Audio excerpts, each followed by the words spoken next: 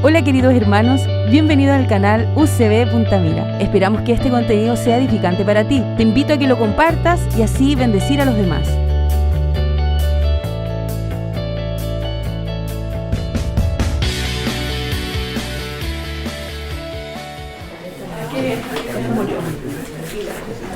Sí, a ver si estamos. Primera de Corintios 11, del 23 al 26.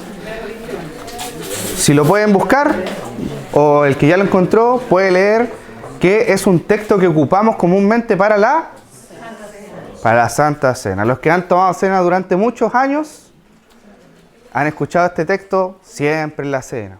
Si bien se hace como un devocional, o explican otras cosas, cuando se va a tomar cena y se pasan los elementos, siempre llegamos a este texto. Ahora, es conocido, lo hacemos una vez al mes. Nosotros, nuestra iglesia, lo leemos una vez al mes, a las 11:30, los primeros domingos del mes, 10:30.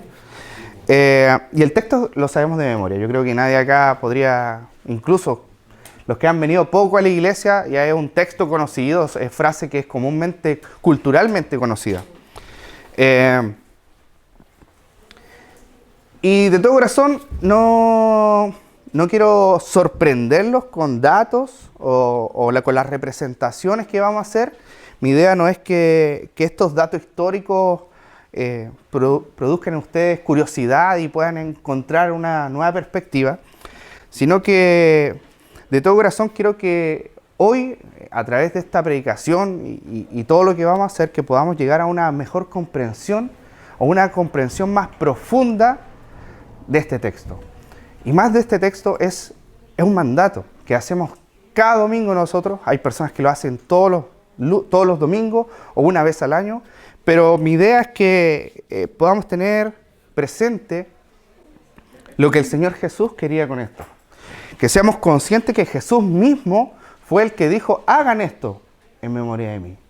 Que podamos entender, apreciar y que por ningún momento sea la Santa Cena un estorbo para nuestro culto, porque muchas veces es algo anexo al culto, ni que sea el momento de la cena que jamás volvamos a pensar que es cuando los niños se aburren, o el momento en que tenemos que ver quién toma, quién no toma, y el que no toma es porque está pasando algo difícil, y muchas veces tomamos este momento de la cena para hacer una división en las personas, en los que están como espiritualmente bien y los que están espiritualmente mal.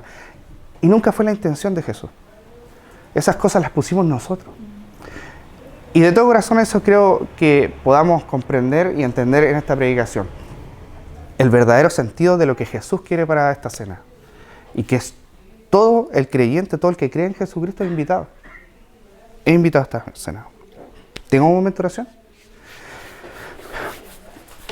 Padre, queremos pedir especialmente por este momento de la cena que vamos a estudiar. Señor, es un texto conocido, que lo hemos hecho conocido, que lo leemos comúnmente, Señor, pero ayúdanos a tener una visión más profunda de lo que verdaderamente tú quieres hacia nosotros. Tú quisiste que lo hiciésemos en memoria de ti, lo leemos para hacerlo en memoria de ti. Y Señor, perdónanos muchas veces porque lo usamos como hay que cumplir. Y no queremos nunca más cumplir, Señor, sino que de verdaderamente recordarte a ti. Ayuda a que todo este momento que vamos a estudiar tu palabra, Señor, sea de edificación para nuestras vidas, para nuestra iglesia, Señor, y que sea un momento en el cual ya nunca más veamos como una parte del culto la cena, sino que algo tan especial que tú nos has dado, Señor, y que podamos apreciarlo de esa forma. Te lo pido en el nombre de Jesús. Amén. Bueno, vamos a comenzar.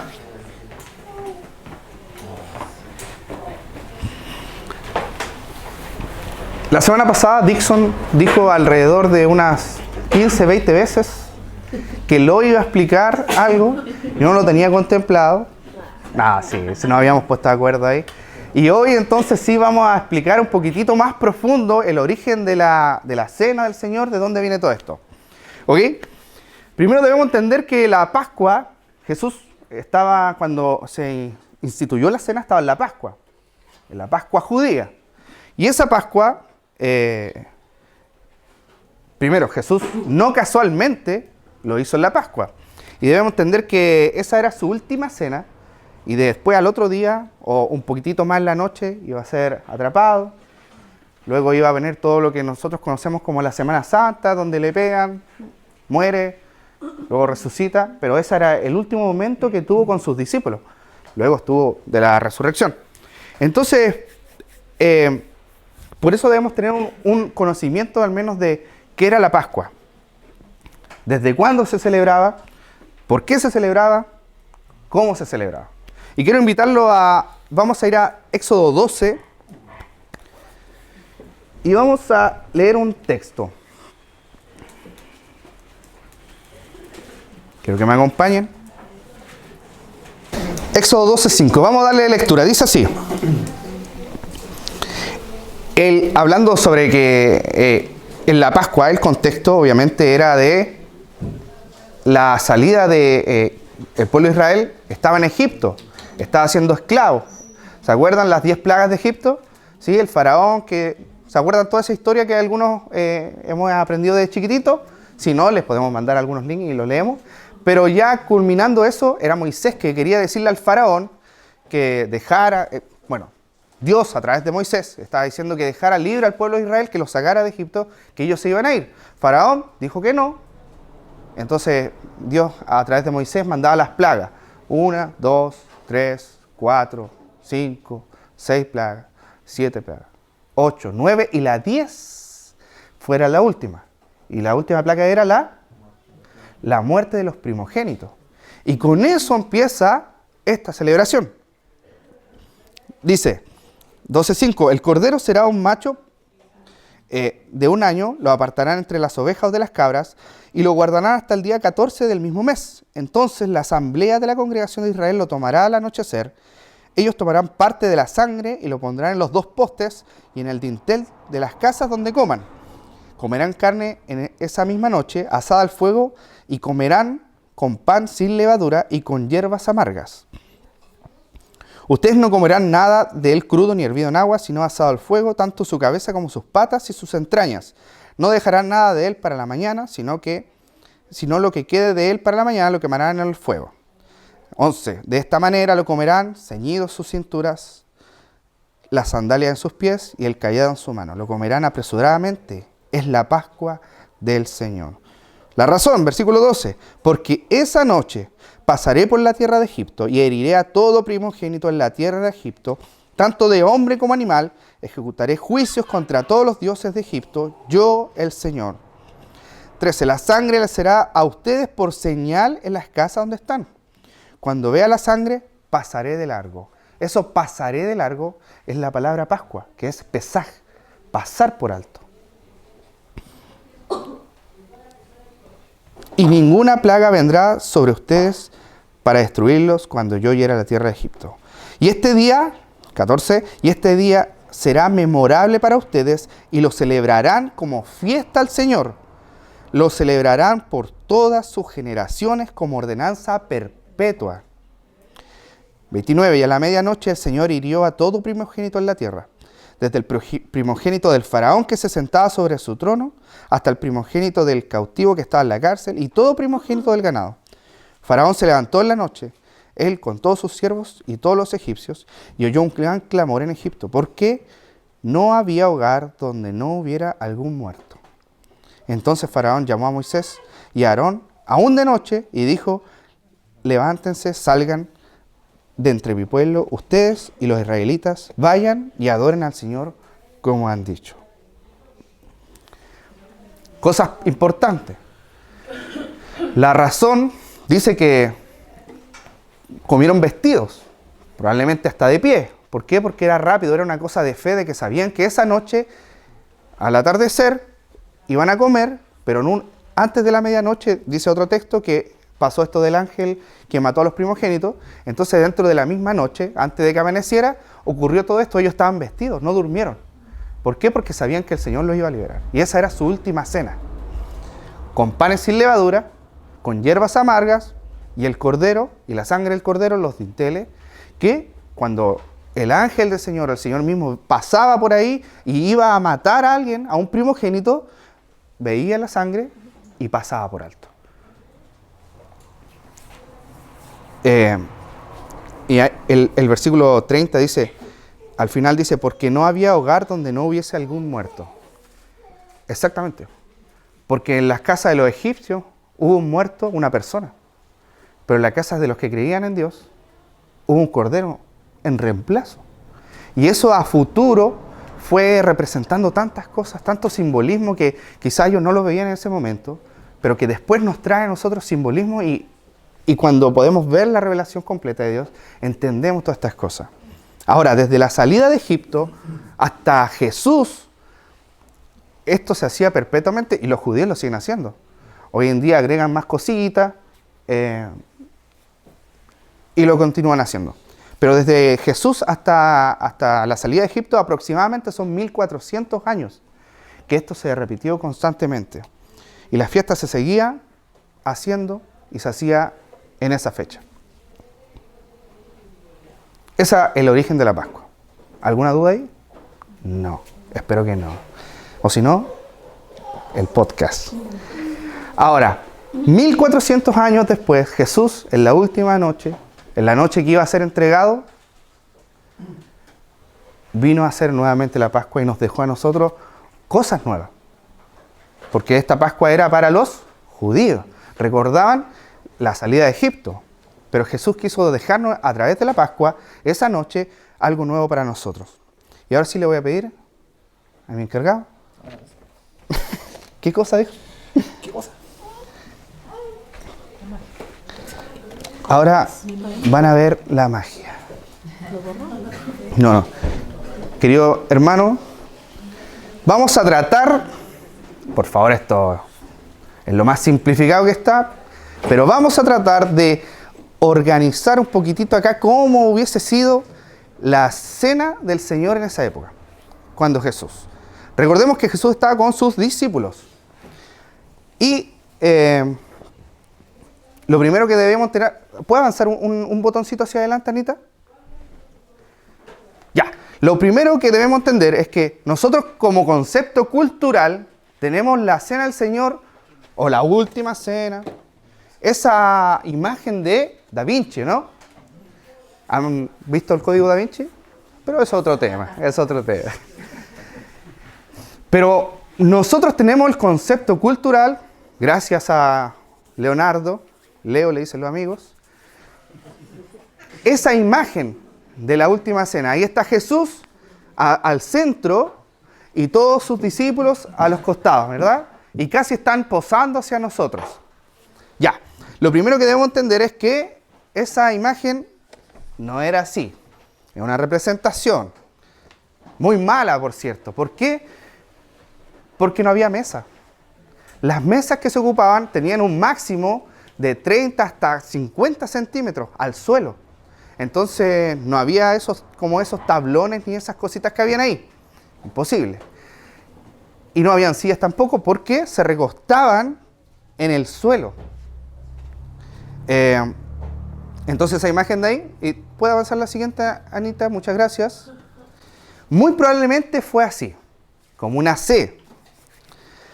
Ahora, se juntaban, dice la tradición por ahí, que para hacer la cena eran no menos de 10 hombres o personas, o cuando era como en familia, tenía que estar la familia completa. ¿Se acuerdan por qué? Por el cordero que debían comer y todas esas cositas. Ahora, nosotros, Jesús era el anfitrión, o el padre de familia siempre era el anfitrión de la cena, de la Pascua. En este caso, Jesús era el anfitrión y estaba sentado ahí en el punto amarillo que ustedes están viendo. ¿Por qué podemos inferir todas estas cosas? Y esto es lo interesante de los detalles que quizás en la Biblia nos dicen y los pasamos por alto porque no conocemos el contexto cultural ni cómo se hacía. Entonces los pasamos por alto, pero es muy interesante ver los detalles. Ahora, posiblemente Juan estaba a la punta de la mesa. ¿Sí? Juan, el de los hijos del trueno. ¿Sí? ¿Saben por qué le decían los hijos del trueno? Porque eran malotes. Eran conocidos por agarrarse a convitos. Entonces, como eran famosos por eso, se sentaban en la punta como para hacer como el guardaespaldas. ¿Ok? Para cualquier cosa ahí, ¿qué pasa? Recuerden que en esta época... Perdón. Se me sale la... Recuerden que en esta época ya Jesús en esta última semana estaba siendo buscado. Intensamente buscado. Y Jesús le había dicho, me van a entregar. ¿Se acuerdan? Yo voy a morir, esto va a pasar. Entonces era un momento que había de tensión cada vez que salía Jesús, era un momento de tensión. Ahora, tenemos a Jesús entonces al lado de Juan, en ese punto amarillo. ¿Por qué? Porque ahí lo vamos a ver en unos versículos y lo vamos a explicar. Y al lado izquierdo de Jesús, ¿sí?, debiese haber estado Judas. Y al frente, en la otra punta, según la tradición judía, se sentaba el mayor. ¿Y quién era el mayor de sus discípulos? Pedro. Sí, Pedro. Entonces seguramente el de al frente, en la esquina, estaba Pedro. Y también nos hace mucho sentido, porque vamos a ver en un versículo más, algo que entre Pedro y Juan estaban haciendo. ¿Ok? Y también sabemos por el relato bíblico que Judas estaba ahí al lado y también Juan estaba al lado.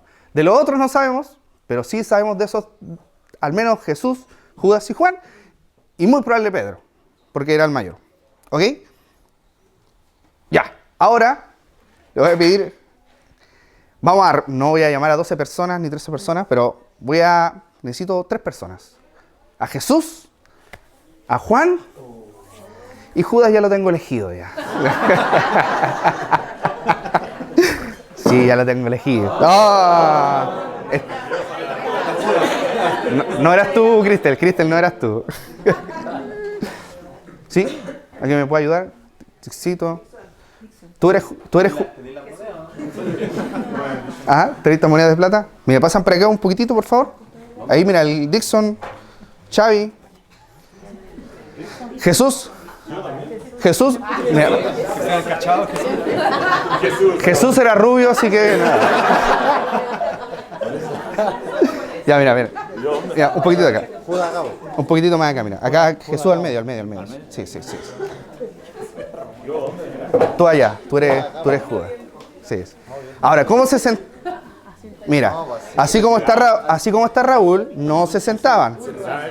Se sentaban apoyando su brazo izquierdo. ¿Por qué?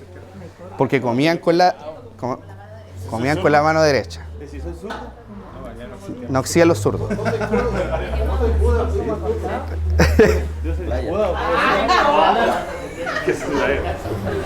Ya.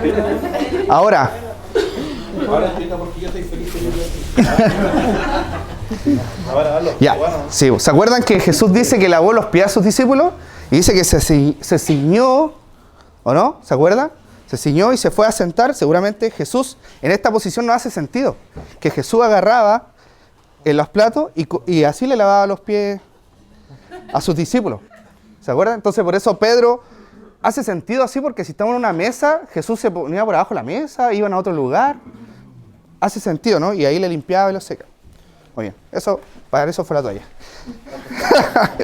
Ahora, ¿estás sentadito ahí? ¿Sí? Ahora, voy a justificar el por qué podemos inferir las posiciones. ¿Estás bien? ¿Tan cómodo? Sí. Ahí van a comer al tiro, ¿eh? Tranquila. Mateo 26. Si quieren pueden ir anotando esto y después lo van leyendo o van a escuchar la predicación. Mateo 26:20 dice: al atardecer Jesús estaba sentado a la mesa con sus discípulos y mientras comían dijo: en verdad que uno de ustedes me entregará. Ellos, los dos discípulos, dice, profundamente entristecidos comenzaron a decir unos a otros: ¿acaso soy yo, Señor? Él respondió: el que metió la mano al mismo tiempo que yo en el plato, ese me entregará. El Hijo del Hombre se va según como está escrito en él, pero ay de aquel hombre por quien el Hijo del Hombre se ha entregado. Mejor le fuera a ese hombre no haber nacido. 25. Judas, el que lo iba a entregar, dijo: ¿acaso soy yo, Rabí? Y Jesús le dice: tú lo has dicho. Ahora, si Judas metió al plato con Jesús, ¿por qué Pedro, que era alaraco, por qué no lo atrapó al tiro? Porque ahora vamos a ver que todos comían del mismo plato. Por eso todos se preguntaron: ¿soy yo? porque todos comieron del mismo plato. Entonces todos untaban, entonces todos sabían que iban a comer la misma comida. Entonces por eso lo que dijo Jesús no fue, ahí está Judas, sino que era algo normal. Juan 13:23 dice, uno de sus discípulos, al que Jesús amaba, Juan, estaba en la mesa reclinado en el pecho de Jesús. Ahora, nuevamente, en una mesa convencional esto es súper raro entenderlo, pero en esta mesa, mira, tira los pies para allá un poquitito, y este un poquitito más acá, seguramente estaban más apretaditos, así. Entonces, acuéstese hermano, acuéstese mi niño. Y como Juan era el menor y era el que Jesús amaba, lo cuidaban más, ahí está, ¿ves? Esa es la figura. Saque patita. Esa es la figura, puede seguirse vaya. Pero esa es la figura. Esa es la figura donde vemos que dice que está reclinado en el pecho. Ahí nos hace sentido que Juan estaba reclinado en el pecho de Jesús. ¿Por qué? Porque comúnmente estaban así de cercanos. Entonces dice, Juan 13:24, pero Simón Pedro le hizo señales y le dijo, dinos de quién habla. Le hizo señales. O sea, ¿por qué? Porque recordemos la C, él estaba en la punta y Pedro probablemente allá donde está el Javier, entonces el Javier le dice, y como él estaba cerca y sabía que estaba cerquita de Jesús, entonces como estaba en el pecho, era más piolita. ¿Quién fue? Jesús. Oye, pero ¿quién? ¿Se entiende, no? Ahí no hace sentido. Y dice, y nuevamente el Señor dice el 26, Juan 13:26, entonces Jesús respondió, es aquel a quien yo le dé el pedazo de pan que voy a comer. Jesús, después de mojar el pedazo de pan, lo tomó y se lo dio a Judas, hijo de Simón Iscariote, y después de comer el pan, Satanás entró en él. Entonces Jesús le dijo, lo que vas a hacer, hazlo pronto. Pero ninguno de los que estaban sentados a la mesa entendió por qué le dijo esto. ¿Por qué le dijo qué cosa? Hazlo pronto, porque él podía haber ido a comprar, y nuevamente, el que le iba a dar el pan mojado, Jesús se lo iba a dar a todos. ¿Sí? Ahora, entonces, ¿cómo era la Pascua más o menos? ¿No tenían Biblia en la Pascua, primeramente? Ya. En esta fiesta primeramente había vino. ¿Qué tipo de vino? Vino. Y habían 4 copas. ¿Sí? Ahí están las 4 copitas. Déjenlas juntitas, por favor. No son para los 4 invitados, sino que esas copas son 4 copas específicas. Mira, si corresponde un poquitito para que se vea de la cámara. Bien, ahí. ¿Ok? Habían 4 copas de vino. El anfitrión, que en este caso era Jesús, agárrale el... ¿Sí? Jesús servía el vino en una copa, en la primera copa. ¿Puede servir Jesús? Sí, por supuesto. No se preocupen, no es vino. Ahí nomás, ahí nomás. Ahí, no hagan nada todavía. Sí, ahora todos querían salir, ¿por qué? Y esta es la primera copa, se llamaba la copa de acción de gracias. La levantaba, ¿sí? Y hacía una oración, más o menos así. Dice, bendito seas tú, Jehová nuestro Dios, gracias por el vino y por poder hacer esta fiesta en nuestros días. Gracias porque creaste el fruto de la vid. Y tomaba de la copa. ¿Sí? Toma. ¿Qué tal? Sí, toma.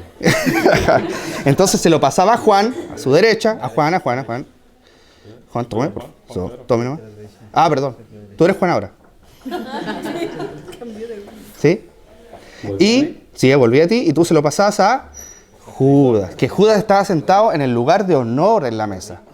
Esa era la persona que estaba de honor. ¿Por qué? Porque estaba a la mano de Jesús. ¿Sí? ¿Rica? ¿Sí? Bien, bien. Ya.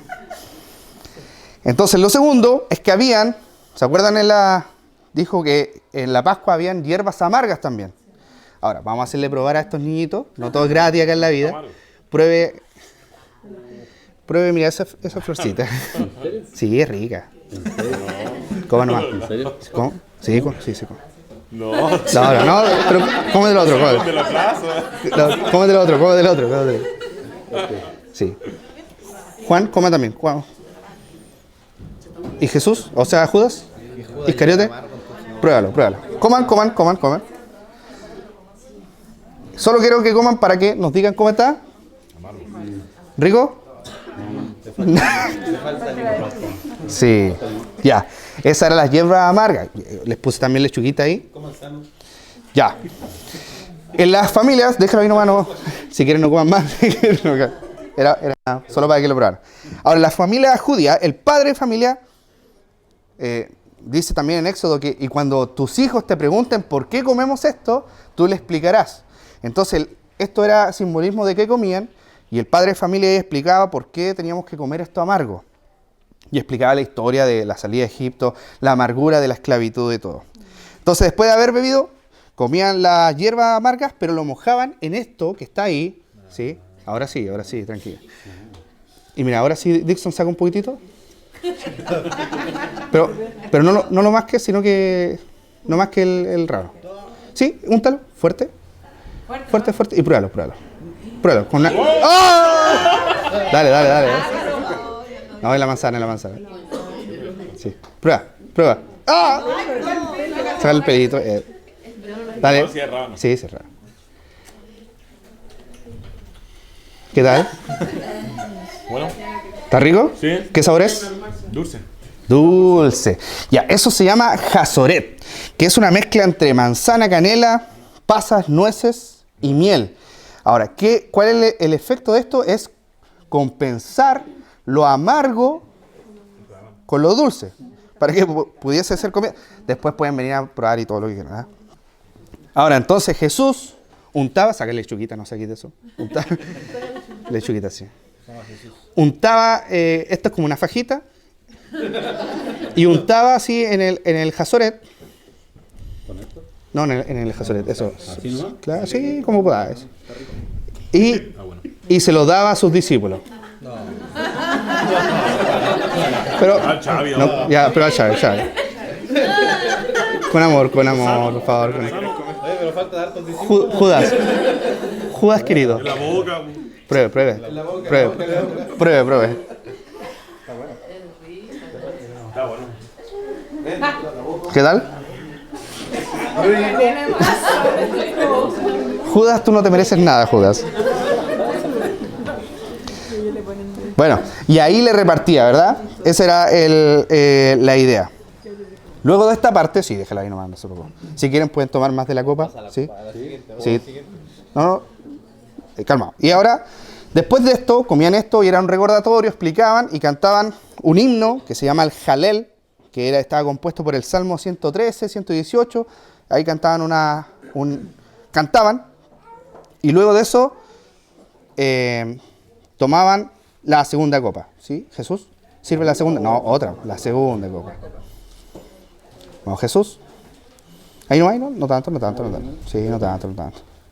Sí, tomaba. A Juan. ¿Rico? Ese era un vino que era mezclado con canela y miel también. En este caso es lo mismo, pero sin vino. ¿Sí? ¿Rico? Muy bien. Y después se lo echaron.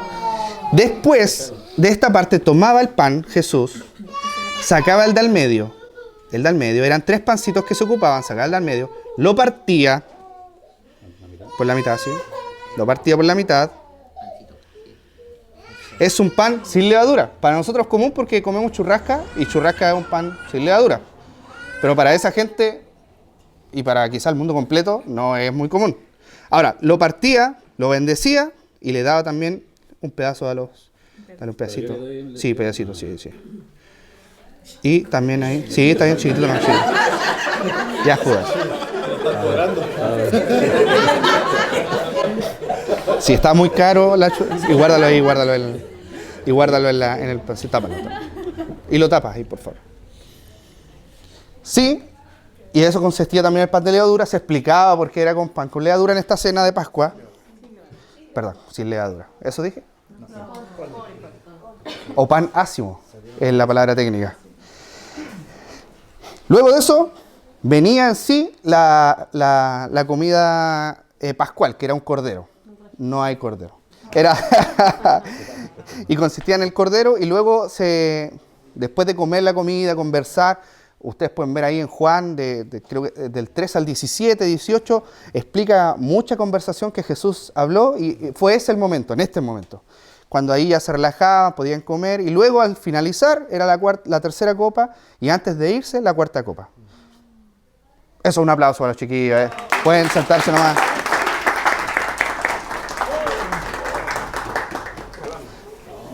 Calambre, después si quieren probar las hierbas amargas. No, el cordero no lo pudimos traer. Ahora,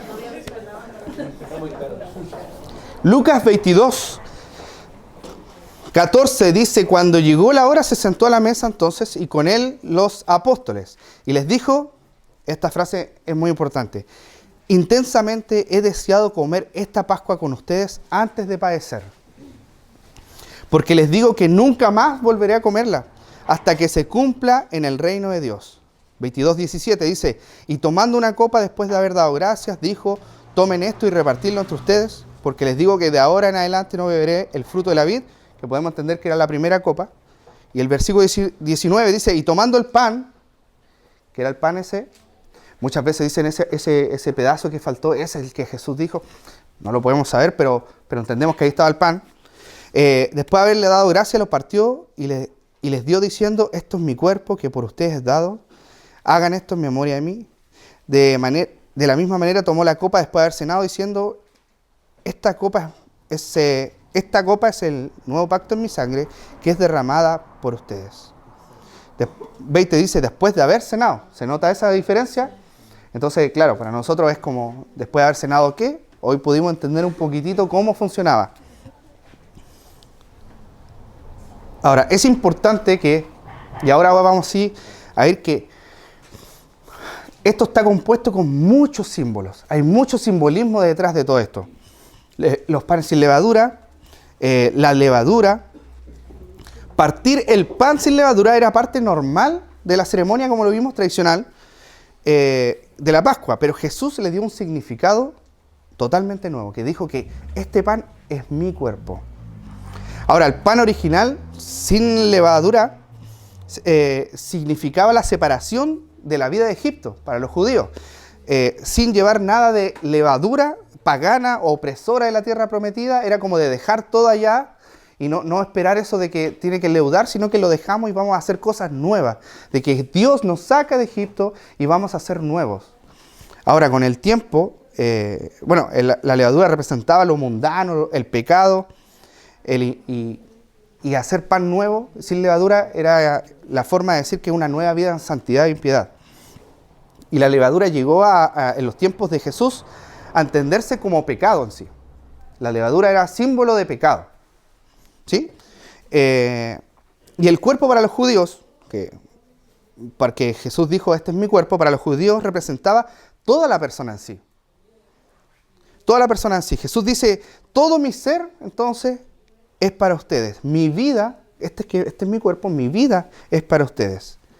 Y ahí podemos entender que un pan sin levadura, o sea, Jesús sin pecado. ¿Coincidencia? Por supuesto que no. Dios lo quiso así. Ahora, la copa. Lo primero que dice es que esta copa es mi nuevo pacto. ¿Y qué es un pacto?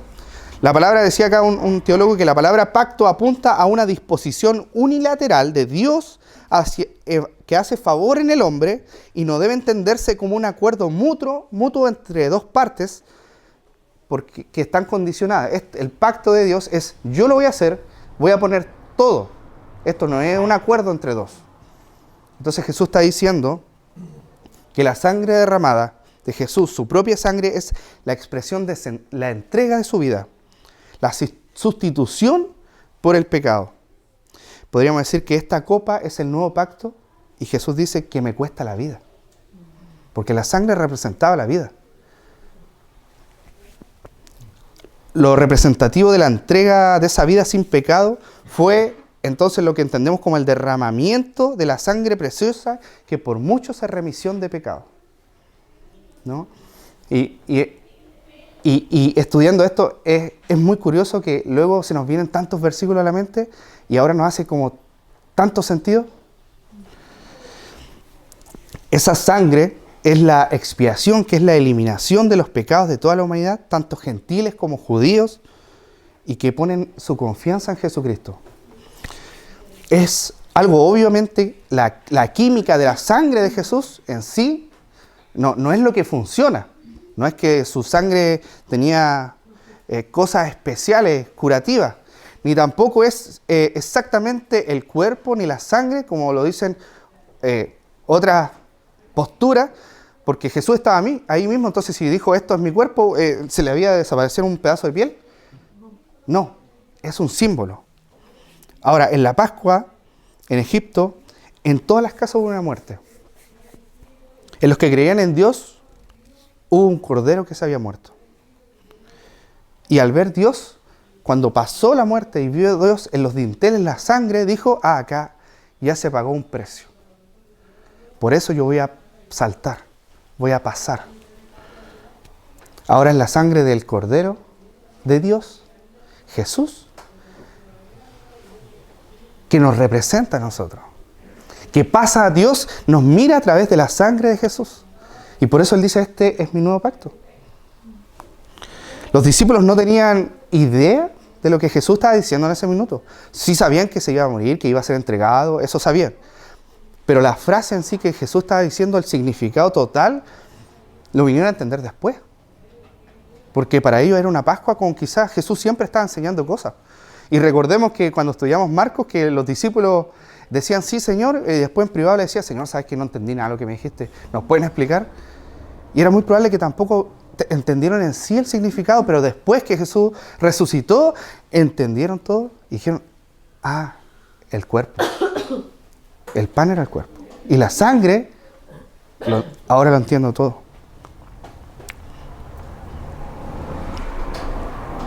Y ahora sí, quiero llevarlos a 1 Corintios 11, sin quizás indagar un poquitito más en Corintios 11, sino que lo que hemos hecho creo que nos deja claro un poquitito el contexto, la idea de Jesús, y podemos ir a estos textos quizás y espero que con un nuevo entendimiento, con una nueva perspectiva. 23 dice, porque yo recibí del Señor lo mismo que les he enseñado, que el Señor Jesús, la noche que fue entregado, tomó pan, y después de dar gracias lo partió y dijo, este es mi cuerpo, que es por ustedes, hagan esto en memoria de mí. De la misma manera tomó también la copa después de haber cenado, diciendo, esta copa es el nuevo pacto en mi sangre, hagan esto cuantas veces la beban en memoria de mí. Porque todas las veces que coman este pan y beban de esta copa, proclaman la muerte del Señor hasta que Él venga. ¿Qué cambia en el relato de Corintios de la cena y en los evangelios?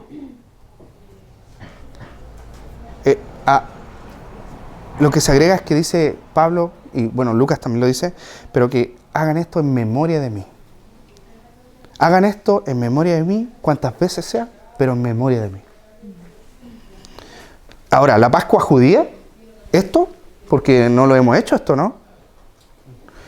1 Corintios 5, 7, un poquitito antes, dice, limpien la levadura vieja para que sea masa nueva, así como lo son en realidad sin levadura.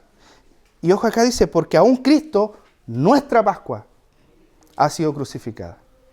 O sea, nosotros no celebramos esa Pascua de salida de Egipto, porque para nosotros Cristo es nuestra Pascua, que es mucho más que la salida de la esclavitud de un pueblo. Salimos de la esclavitud del pecado y podemos tener comunión con Dios. Es algo mucho más grande. Entonces, ¿qué cambia? Ya no celebramos la Pascua judía, sino que celebramos nuestra Pascua, que es Cristo, la institución de la cena. ¿Qué cambia en Corintios sobre la cena y en los evangelios? Que hagan esto en memoria de mí. Este es un mandamiento que, decía un autor, que brota de los labios mismos de Jesús. Hagan esto en memoria de mí. Jesús sabía que nosotros íbamos a leer esto y que se iba a traspasar con el tiempo. Entonces, Él dice, hagan esto en memoria de mí. Participar en la cena, entonces, del Señor y revivir estos símbolos, como Jesús nos dice, no es una opción para el creyente. Debemos tener la cena del Señor en forma regular.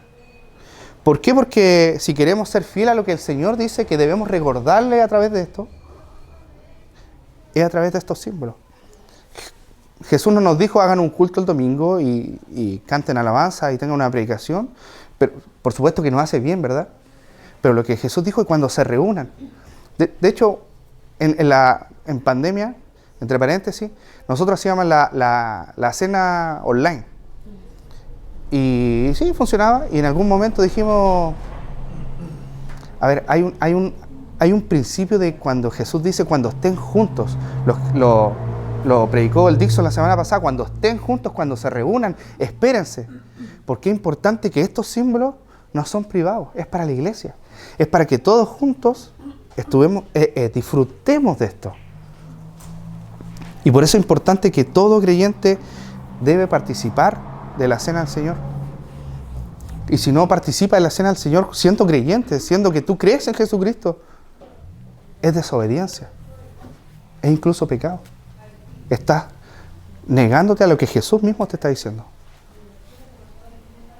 Para los hebreos, recordar significaba mucho más que sencillamente hacer memoria de lo que había ocurrido.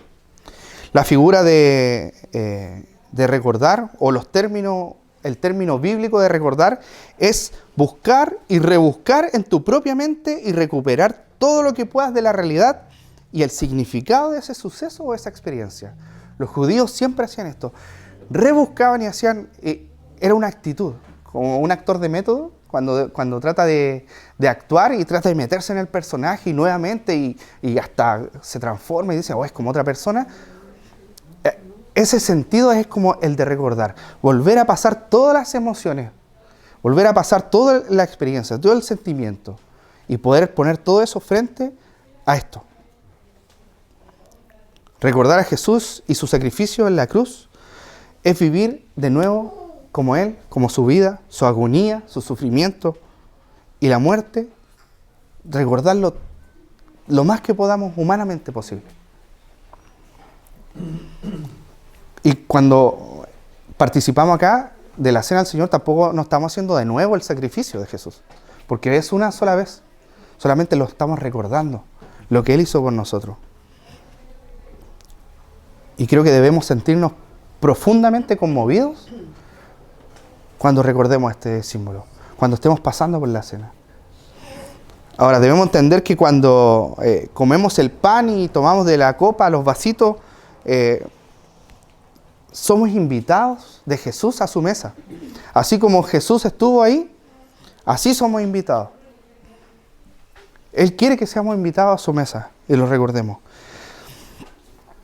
Un autor decía algo muy bonito, que como anfitrión Jesús me invitaba a su mesa.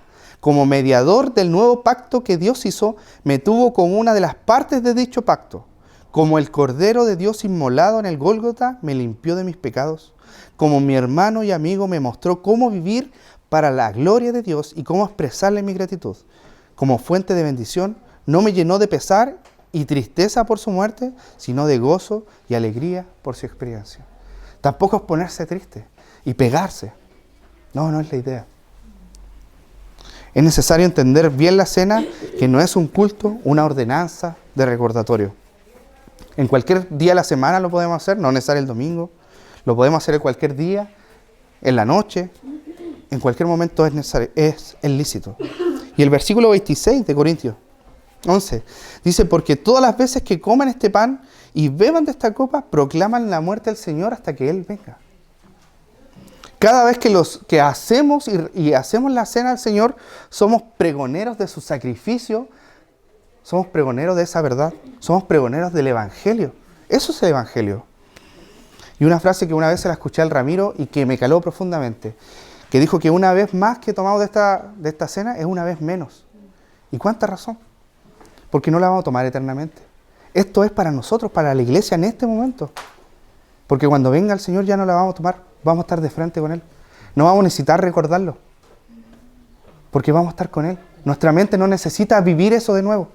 Lo necesitamos vivir ahora mientras estamos acá en la iglesia, como congregación. Por eso es importante hacerlo, por eso es importante participar. Porque va a haber un momento en que no lo vamos a seguir haciendo, porque vamos a estar con Él. Y no lo iba a hacer, pero creo que es importante. Y lo voy a pedir mi hermano. Y creo que sería injusto, por así decirlo, que podamos terminar esta predicación solamente con una conclusión. Si creo que muchas veces le dedicamos tan poco...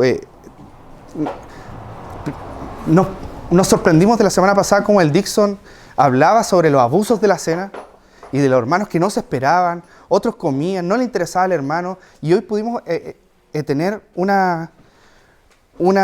momento tan largo para explicar la cena del Señor, que cómo nos vamos a terminar con la cena. Ahora tú, hermano querido, ¿entiendes lo que es la cena? ¿Pudiste entender el significado, el origen, lo que Jesús mismo deseaba con esto? Disculpa. ¿Sí? ¿Hay alguna restricción? Ahora, según lo que leímos, o lo que tú estás leyendo, no. Pero esta iglesia tiene ciertas restricciones, como para recibir la Santa Cena. yo me baso en lo que dice la Biblia antes que cualquier otra regla. Si la Biblia dice que Jesús somos invitados los que creen en Jesucristo, obviamente nosotros, como UCB, siempre decimos que se tienen que bautizar, que por una tradición de que entendemos que el bautismo también es un compromiso con el Señor. Pero la evidencia bíblica dice que Jesús, todo aquel que cree, es invitado a esta mesa.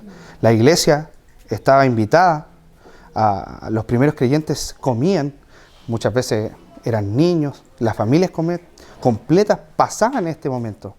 Porque en un momento de la cena, como lo dijo el Dixon la semana pasada, alguien paraba y decía, hermanos, ¿vamos a recordar al Señor? ¿Les parece si recordamos al Señor? Repartan la copa, repartan el pan y vamos a recordar su sacrificio. Y una de las cosas que creo que... Pablo enfrenta el desorden y el caos de la cena del Señor, porque está hablando del caos. Este es un versículo algo tan lindo en medio de todo el caos del texto, y apela al origen, a Jesús. Apela a esa noche. Y yo creo que como el objetivo es recordar, creo que nosotros hemos creado nosotros como iglesia hablo en representación de nuestra cultura, tanto ritualismo. Hemos creado la cena, la hemos hecho tan sublime, tan sagrada, pero de manera equivocada. La hemos llevado a un nivel tan sagrado, pero de manera equivocada. Porque los elementos en sí sabemos que no tienen nada especial. Y sabemos que Jesús no les dijo al que se emborrachaba, tú no puedes seguir tomando, sino que tómalo y entiende lo que estamos haciendo. Los hermanos no se esperaban, hermanos, ¿no entienden que hay que esperarse? ¿No entienden lo que estamos haciendo? Pablo está apelando a eso. ¿Entiendan realmente lo que estamos haciendo? Y yo creo que si nosotros, hermanos, entendemos lo que estamos haciendo en la cena, no podemos tener restricciones.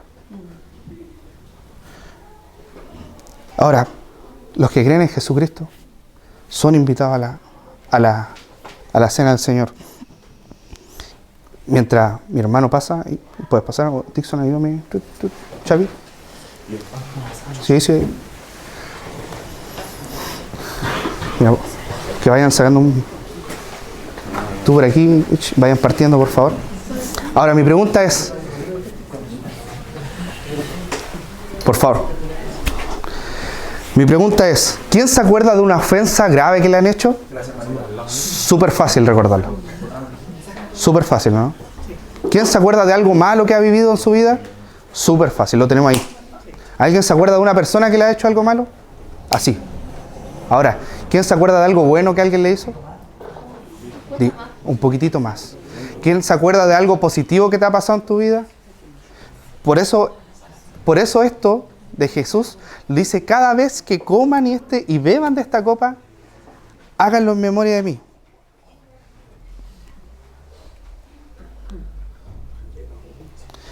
Quizás tú antes no le dabas el valor ni el significado a estos elementos, pero quizás hoy pudiste entender un poquitito más.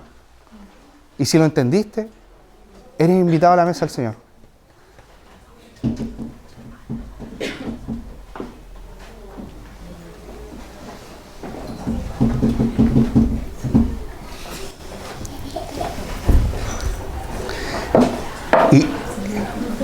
¿Y sabes quién no está invitado a la mesa? Judas. Te la paso entonces. Gracias. Judas es el único de sus discípulos que no estuvo invitado a la cena, porque él se fue antes. ¿Se acuerdan? ¿Significa que los que se quedaron eran perfectos? Pedro le dijo en la misma cena: Señor, yo jamás te negaré. En la misma cena. Y Jesús sabía que lo iba a negar, pero estaba invitado a la cena. Horas más tarde, Pedro lo iba a negar 3 veces e iba a salir corriendo, pero estaba invitado a la mesa. Tomás, 3 días después, en tono burlesco, iba a decir: mira, así, cuando venga Jesús y le meta los deditos por acá, yo le vi que tenía clavo acá, cuando le toquen los deditos, ahí yo voy a creer, porque resucitado, difícil. Y Jesús dice: acá estoy, me toca. Tomás estaba invitado a la mesa. Tomás estaba ahí. Los demás discípulos que horas después lo atraparon a Jesús, todos arrancaron, estaban invitados a la mesa. Porque esa es la oportunidad que Jesús da.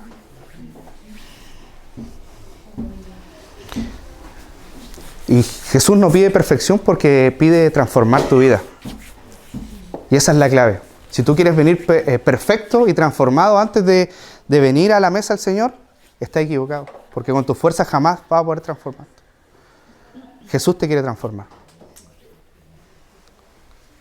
Jesús se fue, pero nos dejó el Espíritu Santo. Y cada vez que lo recordamos, ¿se acuerdan la palabra comunión? Estamos en comunión con Él.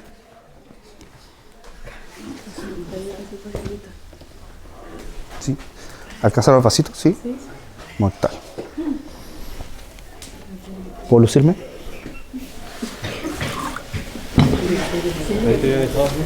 ¿Verdad? No tenía nada. No. Ah, sí. Faltó la mano. ¿Y usted, amado?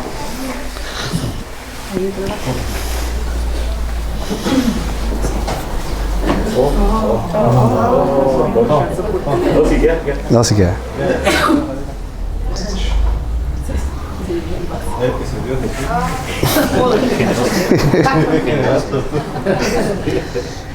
Hermano,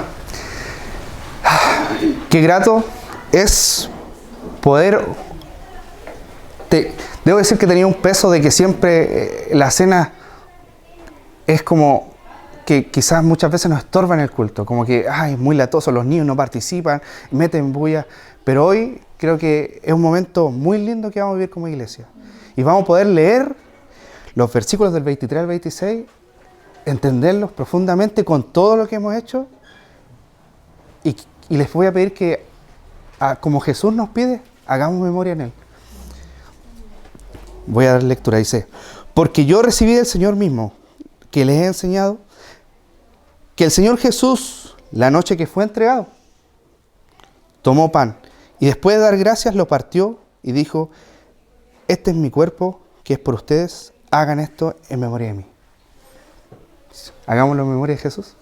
Comamos el pan.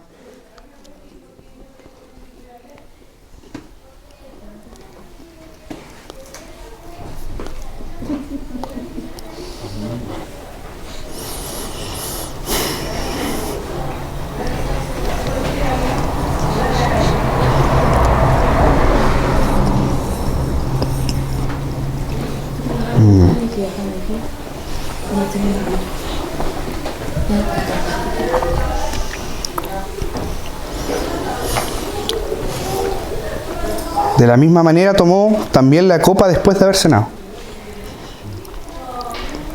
diciendo: esta copa es el nuevo pacto en mi sangre. Hagan esto cuantas veces sea necesario, cuantas veces la beban, en memoria de mí. Tomemos la copa en memoria de Jesús.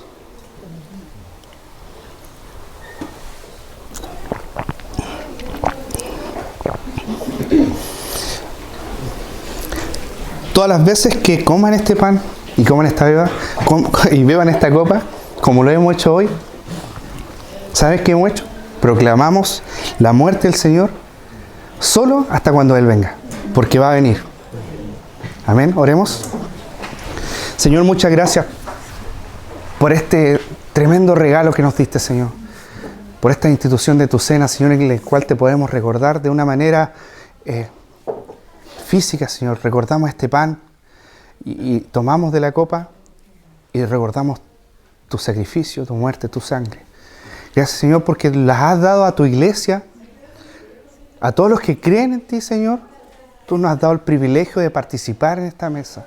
Tú sabías que ibas a sufrir, que ibas a morir, pero antes de todo eso nos diste este regalo de recordarte hasta cuando tú vengas, Señor. Señor, ven pronto. Te estamos esperando y mientras te esperamos, Señor, vamos a recordar cada vez que tomemos este pan y esta copa, te vamos a recordar en ti, Señor. Perdónanos quizás veces porque no te recordamos como debiésemos, lo hacemos tan metódico, Señor, y lo hacemos tan banal, Padre. Pero desde aquí en adelante queremos recordarte de todo corazón, Señor, tu sacrificio, todo lo que nos has dado, Padre. Gracias, y solo podemos darte gracias, Señor. Y gracias por poder participar como iglesia en este momento. Te dejamos todo para alabanza tuya, Señor. En el nombre de Jesús. Amén. Amén.